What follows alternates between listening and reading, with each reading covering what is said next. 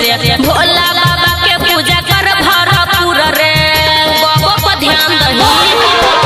रे पूरा सावन रह भक्ति में चूर रे भोला बाबा के पूजा कर भरपूर रे यने ओने नहीं दो ही ध्यान यने ओने नहीं दो ही ध्यान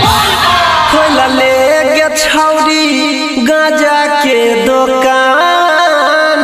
लेवे खातिर आइबोगे जान सुबह शाम खोल ले गे छौरी गाजा के दुकान लेवे खातिर आइबोगे जान सुबह शाम सावन में खोल ले गाजा के दुकान लेवे खातिर आइबोगे जान सुबह शाम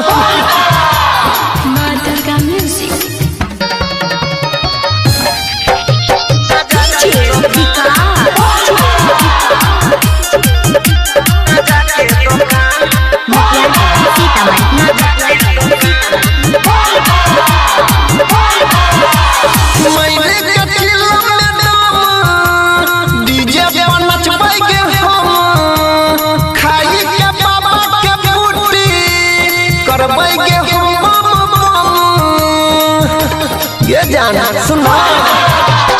घूमे जेबै देवघर में भोला बाबा के नगर में परबो नहीं हमर छौड़ा तोरा कोनो चक्कर में हमरा नहीं करल कर परेशान हमरा नहीं करल कर परेशान खोला ले गे छौरी गाजा के दुकान लेवे खातिर आइबोगे जान सुबह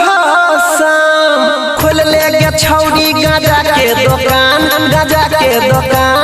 लेवे खातिर आइबोगे जान सुबह शाम सावन में खोल ले गाजा के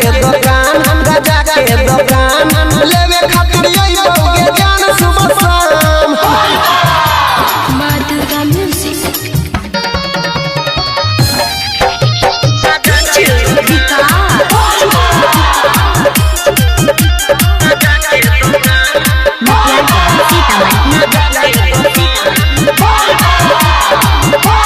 बतिया हमर कोई मान गे खेतो नहीं तोरा नुकसान गे सब कवरिया ये तो गोड़ी सुन तोरे तो बन गे बाबा के महिमा छै भारी जानै छै दुनिया सारी भंग गजा सा होई छै रंग बिरंग के बीमारी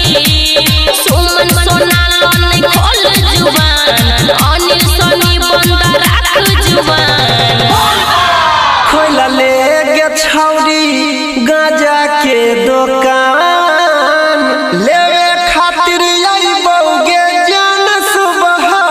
शाम खोल ले गे छौरी गाजा के दुकान